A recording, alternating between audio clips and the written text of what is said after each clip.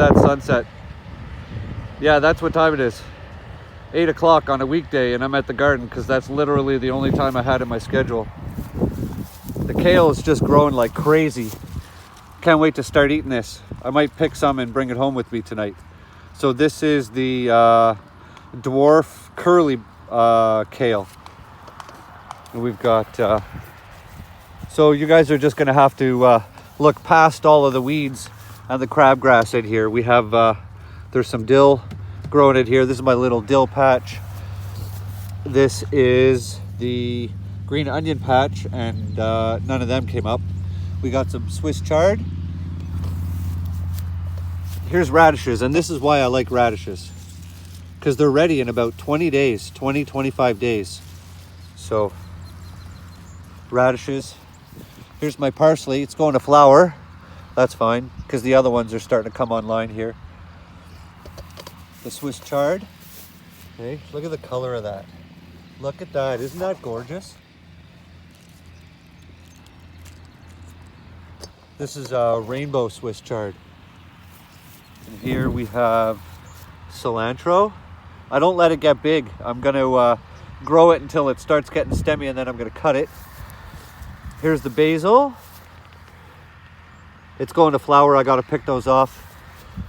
The Thai basil went to flower, and all the plants, the Thai basil went to flower, and then it's like literally just falling apart. Now it might be pretty dry out here. We've had rain. This monstrosity you're looking at right here is the spring garlic patch that I don't think one head of garlic has grown in this whole patch. So we're not going to do spring garlic again. This is the carrot patch. And you can see some of the little carrots are coming up, right? That's from the carrots I planted in the video that I showed you guys with the cornstarch. We've got the peppers. These are the almas, and they're starting to put on peppers. Sorry if I sound a little sniffly, guys. I've been fighting a cold for a week. Here's some jalapenos and some sweet peppers. And then see if we can get a shot down the row here. Here's all the onions. So the onions are taking.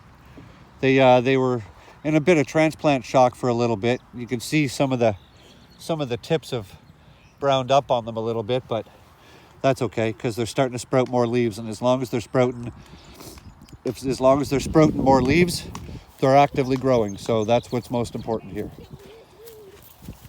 Here's all those leeks I planted last time I was here. They look like they need a water. We've got empty bed space. Coming down here, we've got some peas growing. Peas. Weeds, more peas, some weeds.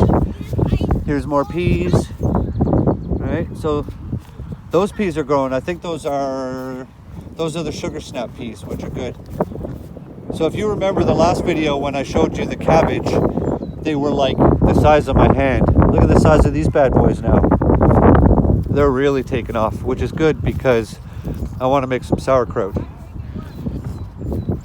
I spent an hour picking all the suckers off all of the tomato plants and stringing them up, this front row anyways. The back row of tomatoes back there, they're not tall enough to catch that taller trellis yet. So, but I've got some tomatoes growing. And this year I'm trying something different too. I'm using these clips.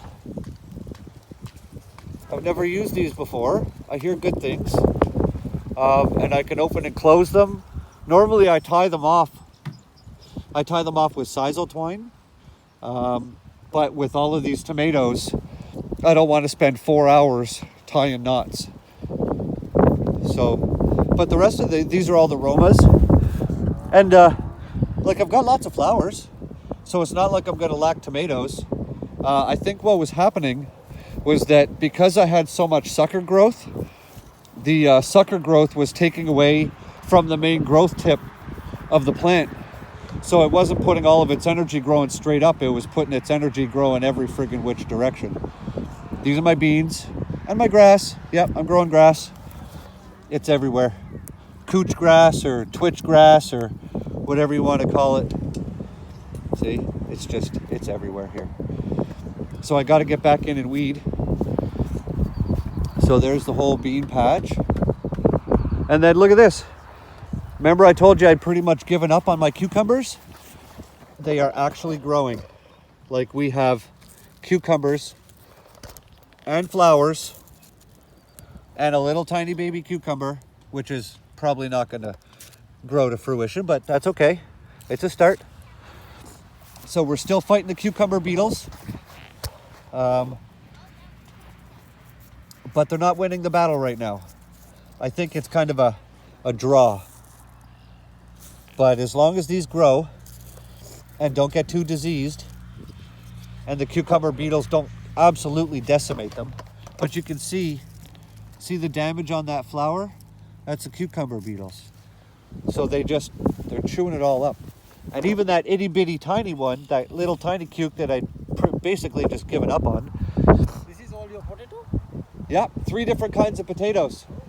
Yeah, Yukon Golds, russets, and down here are 3 different kinds of fingerling potatoes. One of the neighbor gardeners. So, so these cucumbers they're coming along, and I have about, 30 odd cucumber plants at the house growing now. So, yeah, so these are coming along. Not too happy. So this is all empty bed space where I'm putting the rest of the cucumbers. But look at the cucamelons. They're taking a huge beating too. The cucumber beetles are getting all up in here, but what I need them to do is I need these things to start vining up. So next time I come, I'm going to bring some string and I'm going to start tying these upwards, onwards and upwards, right? Onwards and upwards.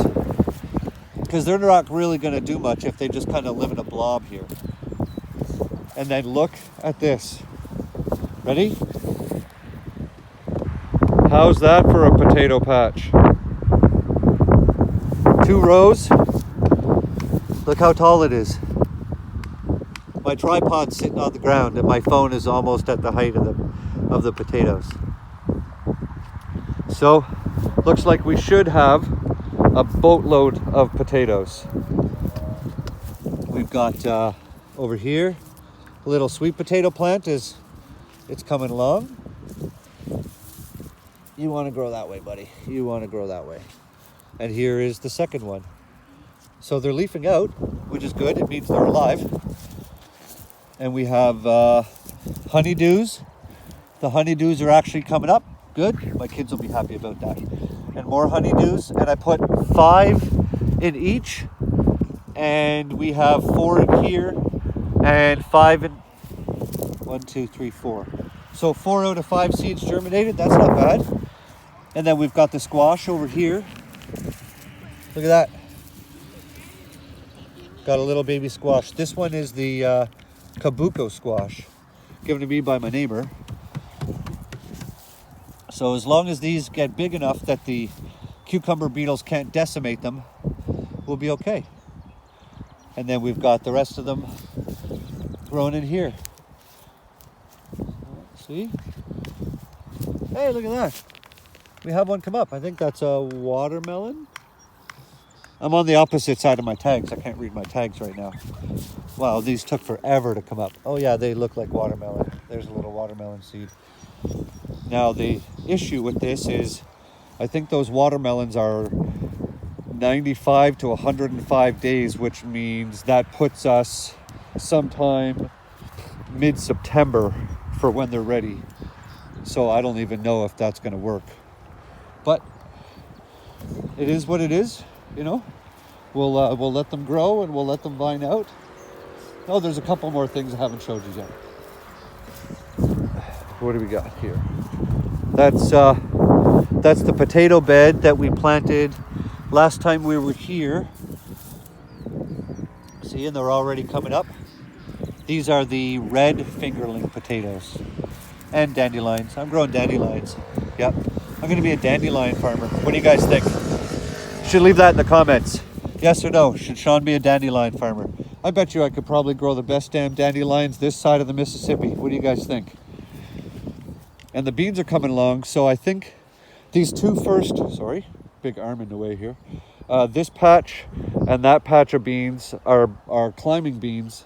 They're pole beans, so when I come again, I gotta figure out some way to trellis these beans. It's something I'm working on.